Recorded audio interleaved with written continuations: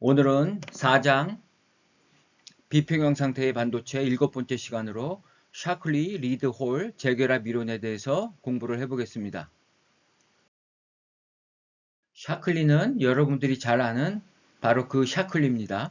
1947년 반도체를 처음으로 개발해서 노벨상을 수상하신 분입니다. 이 샤클리 리드 홀 재결합 이론을 SRH 이론이라고도 하는데 밴드갭 내 트랩의 도움을 받아서 재결합하는 이론입니다. 우리는 지금까지 밴드 간 재결합 이론에 대해서만 공부를 해왔습니다. 그런데 이렇게 밴드갭 내에 어떠한 트랩을 만들어 놓고 이런 트랩을 재결합의 중심으로 이용하는 것입니다. 여기에서 전자를 포획하기도 하고 방출하기도 하고 양공을 포획하기도 하고 방출하는, 그래서 재결합의 중심이 이 트랩이 된다는 것입니다. 이러한 트랩의 도움을 받아서 재결합하는 이론을 SRH 재결합 이론이라고 합니다. 그러면 조금 더 구체적으로 살펴보도록 하겠습니다. 우리는 여기에서 재결합에 관련된 4가지 과정이 존재하는데요. 1번 과정은 전도되어 있는 전자를 이 트랩이 포획을 하는 것입니다. 이 트랩은 중성 트랩으로 가정을 하고요. 그리고 밴드갭 중앙 근처에 위치하고 있다고 가정을 하겠습니다. 그리고 트랩을 이용하는 캐리어의 포획과 방출은 동일하다고 가정을 하겠습니다. 그러면 전도되어 있는 이 중성 트랩은 전자를 포획하고 마이너스로 대전이 되겠죠. 그 다음에 2번은 이 포획한 전자를 다시 전도대로 방출하는 것입니다. 이것을 전자 방출률이라고 합니다. 그래서 1번은 일렉트론 캡처 레이트, 전자 포획률, 2번은 전자 방출률. 그래서 기호는 이렇게 씁니다. RCN, 캡처라는 뜻이고요. N은 전자, E는 에미션, 전자를 방출한다 해서 REN. 그리고 단위는 단위 시간, 단위 최적당 방출하는 개수, 단위 시간, 단위 최적당 포획하는 전자의 개수. 이런 의미가 이 기호에 함축되어 있습니다. 그 다음에 3번 과정은 양공을 포획하는 과정입니다. 가전자대에 있는 양공을 포획한다. 여러분들, 양공 포획이라는 것은 다시 말하면 가전자대에 있는 전자를 방출하는 것과 같은 의미가 되겠습니다. 그리고 4번의 양공 방출은 바로 가전자대에 전자를 포획하는 것하고 같은 의미가 되겠습니다. 그래서 3번을 홀 캡처 레이트 RCP, 캡처, 그 다음에 이거는 홀이란 뜻이죠. 단위 같습니다. 그 다음에 홀 방출률은 REP, E는 에미션, P는 홀이란 뜻이죠. 단위 같습니다. 그래서 이 4과정이 이 트랩을 통해서 반도체 내에서 일어나고 있는 것입니다. 이것을 이제 좀 더 수학적으로 기술해 보겠습니다. 자, 1번 전자의 포획률은 뭐하고 관계가 있을까요? 먼저 우리는 비례상수 CN을 도입합니다. 이것은 전자의 포획 단면적과 전자의 열속도를 곱한 값인데요. 일단 여러분들 이거는 비례상수라고만 알고 계시면 되겠습니다. 그리고 여기서 전자를 많이 포획하려면 이 트랩의 밀도가 높은 편이 좋겠죠. 그래서 트랩의 밀도에 비례합니다. 또한 전도대에 전자가 많으면 전자를 많이 포획할 수 있겠죠. 그래서 전자의 농도에도 비례합니다. 그 다음에 이 트랩에는 전자가 차 있는 게 좋을까요? 비어 있는 게 좋을까요? 비어 있어야지 전자를 많이 포획하겠죠. 그래서 전자가 비어 있을 확률 1- 페르미 디락 분포 함수로 이렇게 표시할 수가 있는데, 우리가 앞에서 페르미 디락 분포 함수는 여기가 2였죠. 근데 2t를 표시하는 것은 바로 이 트랩 준위에서의 페르미 준위 함수를 의미하는 것입니다. 그래서 구별짓기 위해서 ET로 표현을 하겠습니다. 그 다음에 전자의 방출률을 한번 보겠습니다. RE에는 여기도 역시 방출 계수가 도입되고요. 그 다음에 트랩이 많을수록 많이 방출하겠죠, 전자를. 그래서 트랩 밀도에 비례하고, 그 다음에 이 트랩에 전자가 많이 차 있어야지 전자를 많이 방출하겠죠. 그래서 이번에는 FFET 이렇게 쓸 수가 있습니다.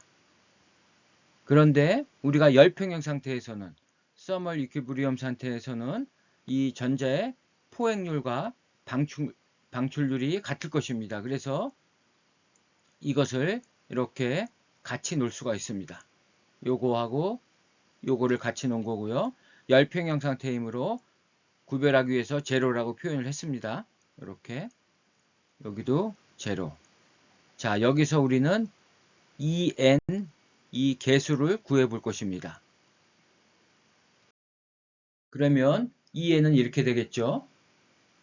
그런데 이 트랩 준위 형성 시에 이 트랩 에너지의 페르미 함수는 이렇게 쓸 수가 있습니다. 우리 열평형 상태의 페르미 준위하고 다른 게 여기 하나만 다르죠. 그때는 이게 2였죠. 근데 여기서는 2t로 대치가 되는 겁니다. 자, 이 식을 여기다도 넣고 여기다도 넣어서 정리를 해보면 이렇게 됩니다. 좀 복잡하죠? 이렇게 되고 분자 분모에 이러한 수식을 곱합니다. 분자 분모에 곱하면 2에는 이렇게 단순화가 될 수 있습니다. 요 NC 익스포넨셜 KT보다 마이너스 EC 마이너스 EF는 요게 바로 열평형 상태의 전자 농도 N0가 되겠죠. 요게 N0가 됩니다. 그리고 C에는 요가 되고요. 요 페르미 디렉 분포 함수 쪽이 이렇게 간단히 쓸 수가 있다는 것입니다. 익스포넨셜 함수의 곱은 합으로 표현이 되죠. 그래서 여기 EF가 없어집니다. 그래서 최종적으로 이렇게 쓸 수가 있고요. 여기서 이 파란색 부분을 우리가 N 프라임이라고 하겠습니다. 그러면 N 프라임은 바로 이렇게 되겠죠. 요것은 요게 T가 F가 되면 바로 N0가 되는 거죠. 그래서 이것은 트랩 준위 형성 시에 전도대의 전자 농도에 해당합니다. 열평형 상태에서는 그래서 RE에는 이렇게 쓸 수가 있죠. 그래서 E에는 N'(CN이니까) 이렇게 최종적으로 쓸 수가 있습니다. 그런데 열평형 상태에서는 전자의 포획률과 방출률이 동일하므로 전자의 재결합률은 포획률 마이너스 방출률은 제로가 될 것입니다. 그런데 우리는 비평형 상태를 고려하므로 과잉 전자가 존재해서 전자의 재결합률은 포획률 마이너스 방출률로 표현할 수가 있을 것입니다. 그래서 Rn, 즉 전자의 재결합률은 전자의 포획률에서 전자의 방출률을 뺀 값이 됩니다. 그래서 그 식은 이렇게 되고요. 이것을 Cn, NT로 묶어서 정리하면 이렇게 됩니다. 그리고 여기를 전개해서 정리하면 이렇게 쓸 수가 있습니다. 여기서 N은 총 전자 농도가 되겠죠. 그리고 EFF는 이 뒤에 괄호 ET를 생략시켰는데요. 바로 트랩 에너지의 페르미 함수 FFET가 되겠습니다. 그리고 N'은 트랩 준위 형성 시에 전도대의 전자 농도 이렇게 표시한다 그랬죠.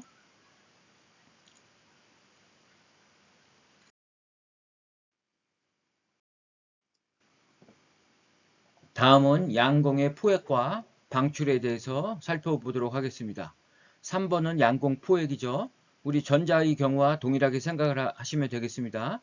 자, 비례상수 CP를 도입하고 양공의 농도에 비례할 거고요. 역시 트랩의 밀도에 비례할 겁니다. 그리고 여기에 페르미 함수는 어떻게 될까요? 양공을 잘 포획하려면 여기에 전자가 많아야 됩니다. 그래서 전자가 존재할 확률이 높은 경우에 양공을 많이 포획할 수 있습니다. 그래서 FFET로 쓸 수가 있습니다. 그 다음에 양공을 방출하는 프로세스를 살펴보면 역시 양공의 방출 비례상수를 도입하고요. 트랩 밀도에 비례할 것이고 여기서 양공을 방출하려면 어떻게 해야 되겠죠? 여기에 양공이 많아야 되겠죠? 양공이 많다는 얘기는 전자가 비어 있어야 됩니다. 그래서 이것은 1-FF2T를 쓸 수가 있습니다. 우리 전자와 경우와 똑같이 열평형 상태에서는 양공의 포획률과 방출률이 같고요. 여기서 EP를 구하면 이렇게 되죠. 요 NT 약분돼서 이렇게 되고요. 페르미 함수를 대입하고 정리를 하면 이렇게 됩니다.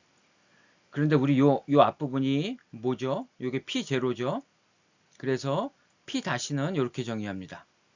앞에서 N- 정의한 거하고 동일합니다. 여기가 F가 되면 그게 P0가 되는 거죠.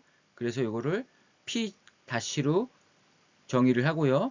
그 다음에 앞에 CP. 그래서 이 P는 P'의 CP가 됩니다. 그래서 전자의 홀의 방출률은 이렇게 쓸 수가 있고요. 그 다음에 양공의 순 재결합률은 어떻게 되겠습니까? 포획률에서 방출률을 빼야 되겠죠. 그래서 이렇게 빼면 이렇게 정리가 되고요.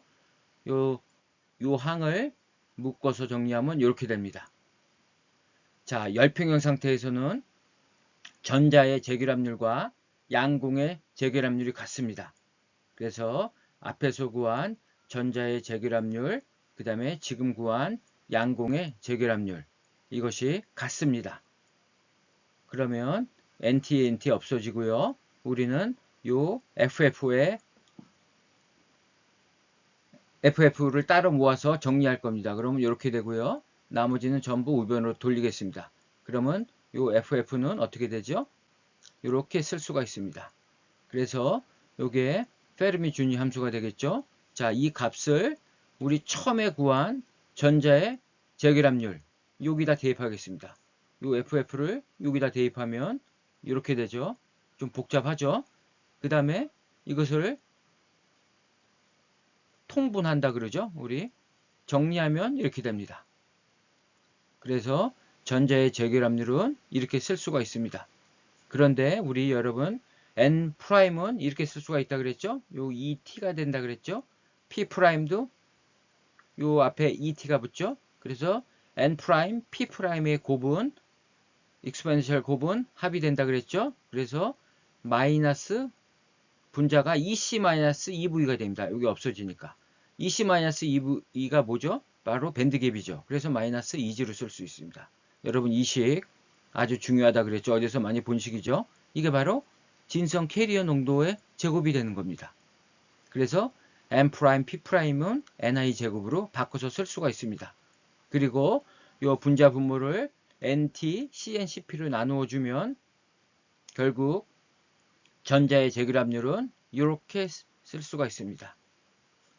여기서 요게 NI 제곱이 되죠. 요게 NP가 되죠. 그 다음에 이걸로 다 나눠줬죠. 그래서 이렇게 쓸 수가 있습니다. 요것이 비평형 상태 재결합 중심 ET에서의 전자와 양공의 재결합률입니다. 우리 밴드 간 재결합률은 이렇게 표시할 수가 있었죠. 그죠? 과잉 캐리어 농도를 재결합 시간으로 나눈 거죠.